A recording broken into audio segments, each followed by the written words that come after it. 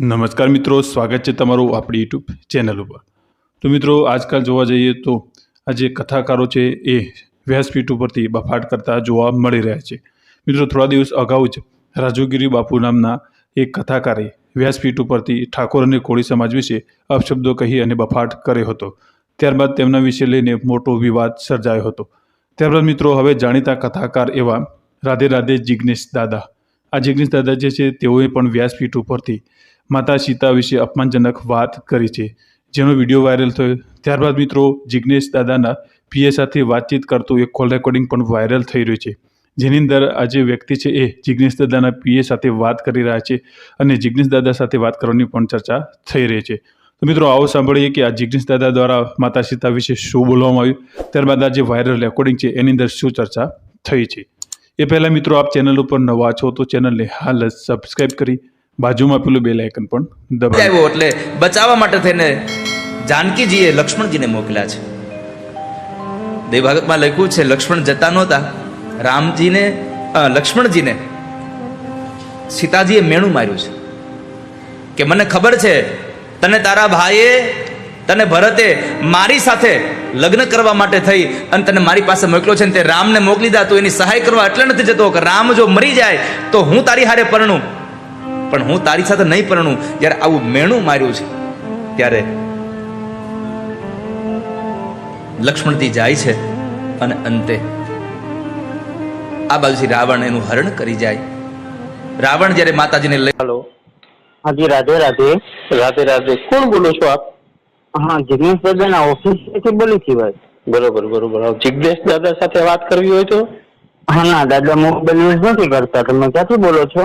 હું અમરેલીથી વાત કરું છું, ભરતભાઈ સાધુ, રામદળ ચેનલમાંથી। હાજી દાદાએ જે એક વિષય રામચરિતમાનસ અનરણ્ય કાંડનો કીધો હતો ને, એની ઉપર વાત કરવી હતી થોડીક મારે। દાદા તો મોબાઈલ યુઝ નથી કરતા, પણ દાદા કોઈ પણ એક દિવસ કથા સ્થળે એમાંથી જાહેર કરશે એમને મળવા માટેનો, વાતચીત કરવા માટે। એવું નથી, એમને તમે મેસેજ પહોંચાડો કે એક પ્રસંગમાં જે એમણે ભૂલ કરી છે ને એ ગંભીર ભૂલ છે, વ્યાસપીઠને લાયક વ્યાસપીઠ ઉપરથી બોલાતું જ નથી, બરોબર? દાદા છે ને, દાદા તમારા મહાત્મા તુલસીદાસ થી મહાન નથી, સમજ્યા તમે?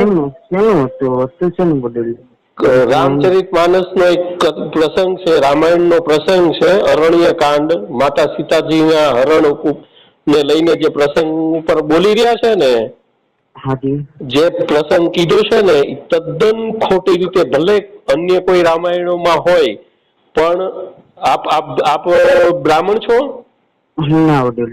તો અમે પર્સનલ અમારી માહિતી ના આપી શકીએ, તમે કઈ કાસ્ટ છો? એમ બ્રાહ્મણ છો? હા વડીલ, અમે અમારી પર્સનલ માહિતી ના આપી શકીએ, પણ તમારે વડીલ શું તમે પર્સનલ માહિતી ક્યાં માંગવી? તમારી કાસ્ટ કોઈ તો કહી શકો કે ન કહી શકો?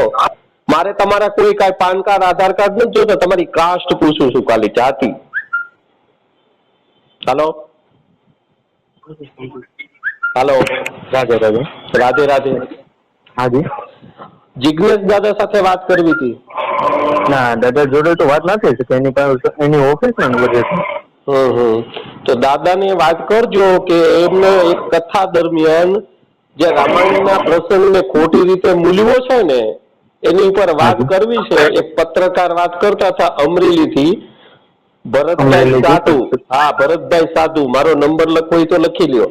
આ નંબર જે અત્યારે હું વાત કરી રહ્યો છું ને એ જ નંબર મારો નંબર છે, બરોબર? આપ દાદાને મેસેજ પહોંચાડજો કે બ્રહ્મ દેવતા થઈને વ્યાસપીઠ ઉપરથી જે સમાજને ન પીરસી શકાય એવું ન પીરસવું જોઈએ। હજી પણ શું પીરસવું એ સાહેબ?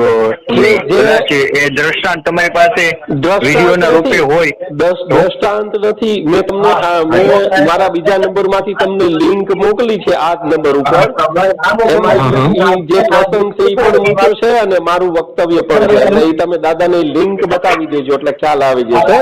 રામાયણના એક પ્રસંગ ખોટી રીતે જે સમાજ, આપણો જે સમાજ છે ને એટલે વ્યાસપીઠ છે ને એ ભક્તિ તરફ દોરી જાય છે, ધર્મ અને આસ્થા વધે ને એ માટે કથાઓ છે. બરાબર સાહેબ. ત્યાંથી મર્યાદા વિહીન કોઈ પણ વાત ન કરવી જોઈએ. અમુક ગ્રંથોમાં જે લખ્યું છે ને. એક મિનિટ હું તમને એમ પૂછું છું કે એ જે તમે મને લિંક મોકલી છે બીજા નંબર માંથી વોટ્સઅપમાં મોકલી છે કે બાય વોટ્સઅપમાં?